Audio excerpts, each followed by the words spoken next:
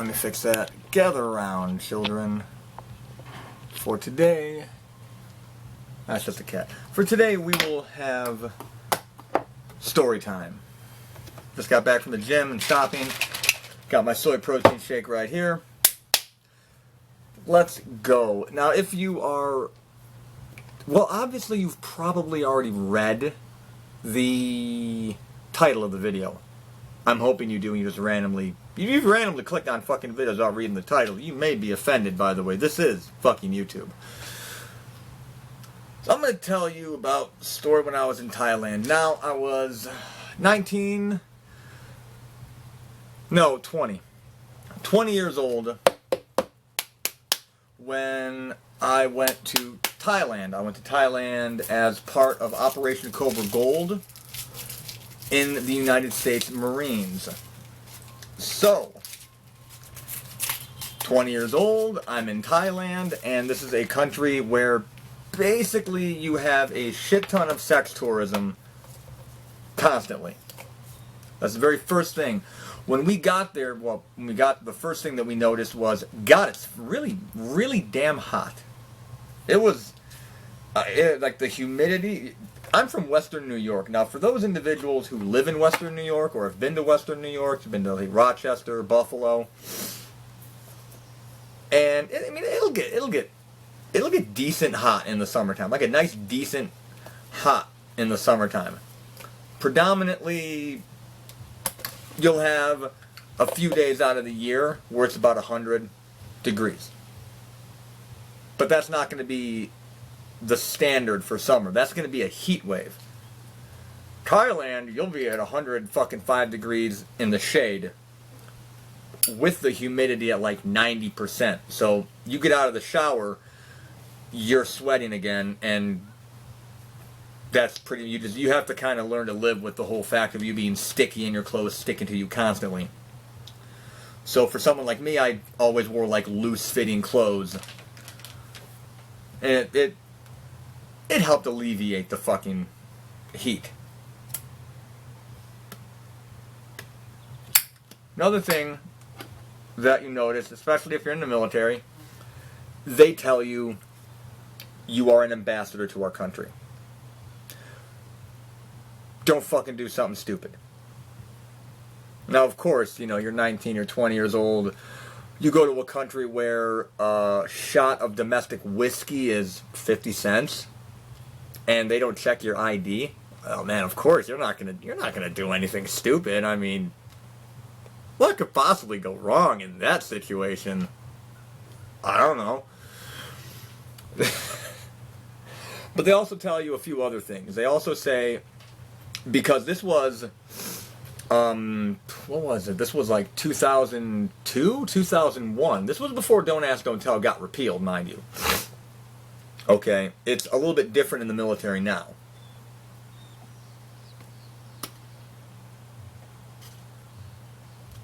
This is a homemade cigarette. They will sit there and they will tell you that the Thai police are rather relaxed when it comes to various parts of the sex trade. As in, you'll find some 90, 80-year-old gentlemen purchasing the time of a 10-year-old, and you are not to do anything. You are to walk away.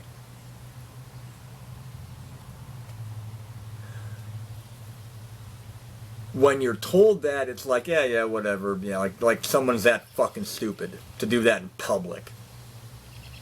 When you see it, it's a lot different, and then you're like, you're kind of disgusted, to say the least. But once again, we're ambassadors. We can't do a damn thing. However, I do have an interesting story about that. I can tell if y'all want to hear it. And it has a happy ending, mind you. Okay, so don't sit there and think it's going to have a bad ending. No, it's got a happy ending. They also say this is the sex change capital of the world. Now, this was 2002 time frame. I don't know if it's still the same. I know a lot of people go to Thailand to get SRS or other forms of surgeries when they're transitioning, even post-transition.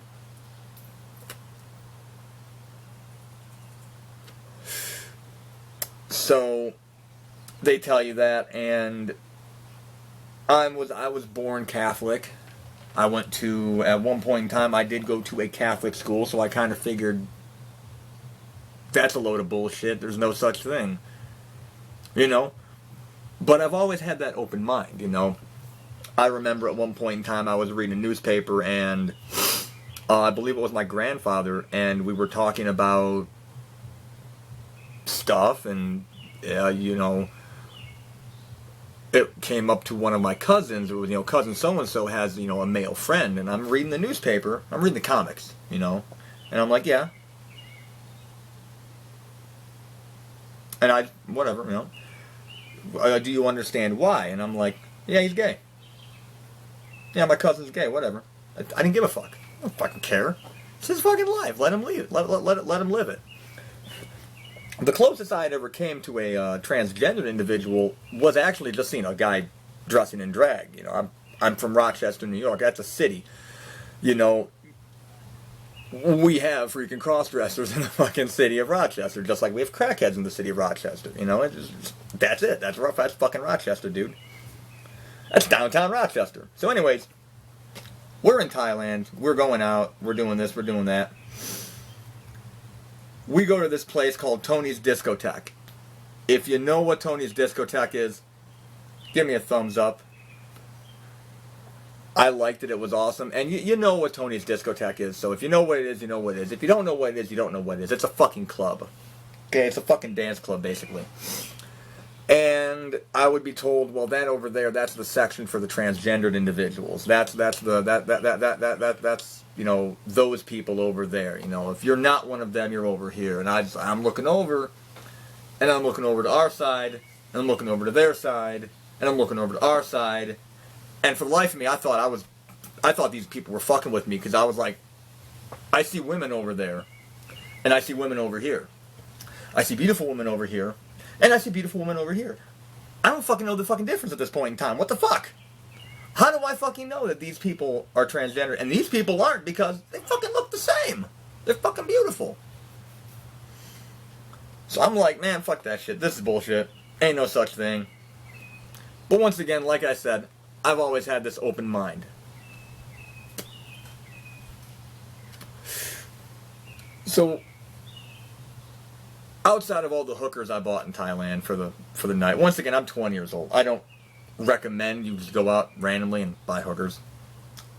But at the age of 20, with a shit ton of alcohol in your system, it seemed like the right thing to do at the time, because, well, fuck it, dude. You only have one life, you know? That seemed like the thing to do, you know? Yeah, I'm an asshole.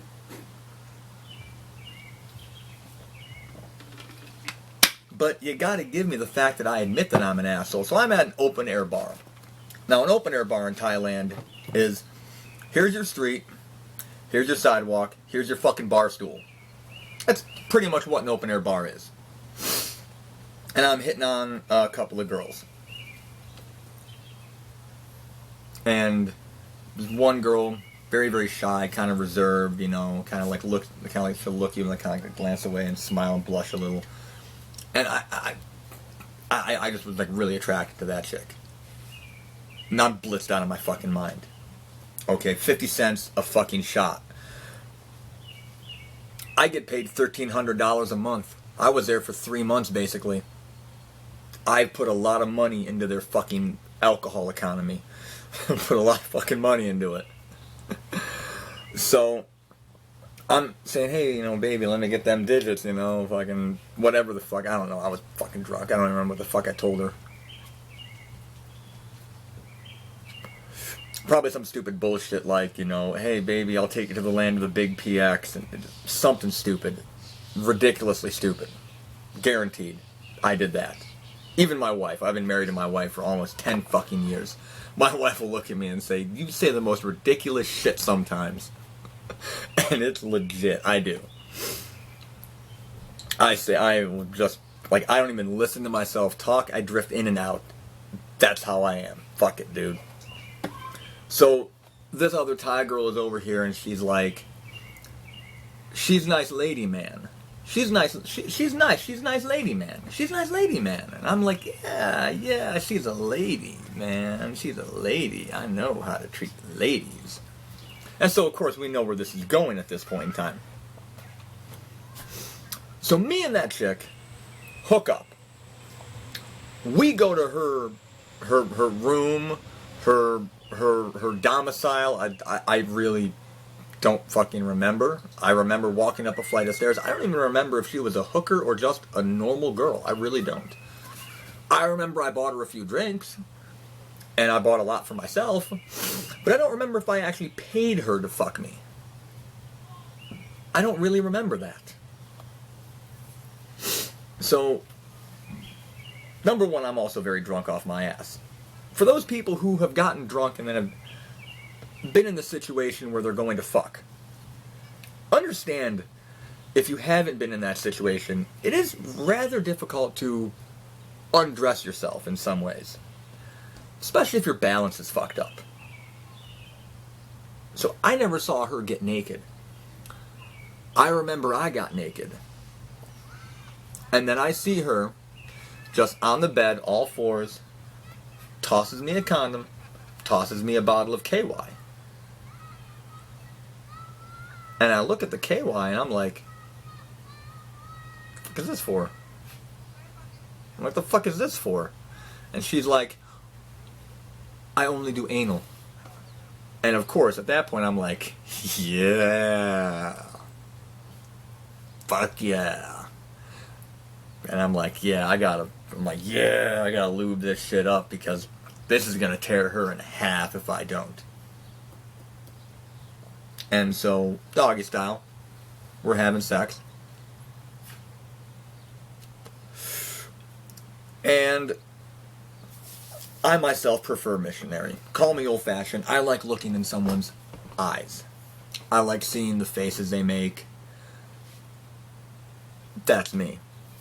And this girl is like 4'10" in height, like 80 pounds. So I'm like, fuck it, man. I gotta see what faces she's making. She's like, really like, oh my god, yes, deeper. And I'm like, fuck it, flip her ass over. So I just pick her up and flip her over. And there it is.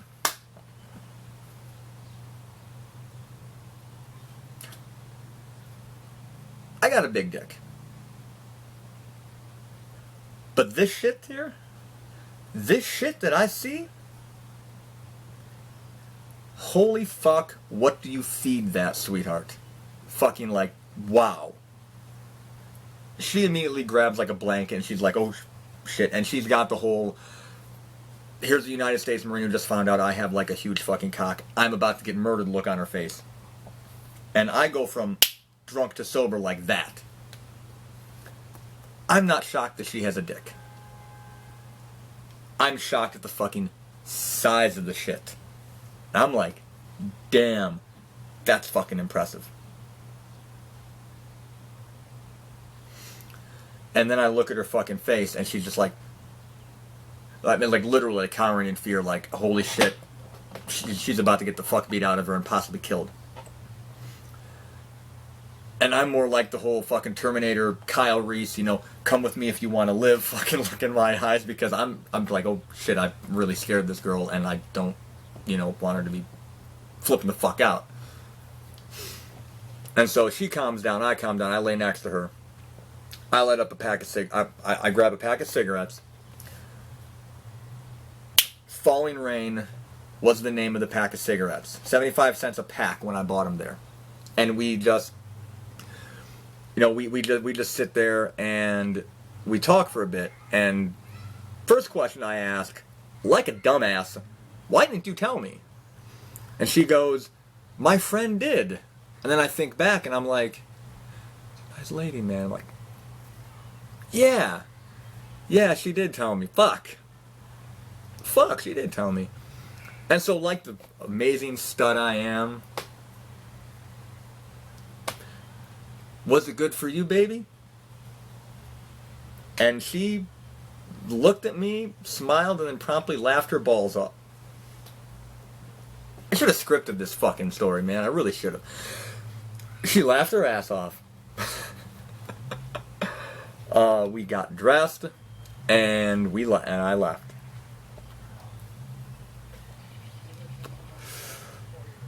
You could say, oh, well, you know, she tricked you. Well, no, she didn't trick me. Her friend was saying, hey, dude, this chick has a fucking dick, dude. You do really want to fucking hang out with her? Do you really want to do this? Because, you know, yeah, you know. And, of course, I couldn't go back to the fucking unit and say, oh, yeah, by the way, I got drunk and fucked some, you know, some fucking transgender chick, because that would have been automatic. Like, okay, fuck you. Get the fuck out of our military now. But now with all the acceptance coming out, you can serve openly in the military. And I actually like that. Like, I knew guys who were gay and they openly said, hey, dude, I'm gay. One second, I gotta check the time on this. Okay, I got like 4 more minutes left on my video. But, I mean, that was like, that was like fucking hilarious. It's just a hilarious story, and it's just a really hilarious story, because it was the simple fact that I was raised in a Catholic household, and this was the very first experience with anybody in the transgendered community. Some will say cross-dressers are part of the transgendered community. Some will say they're not.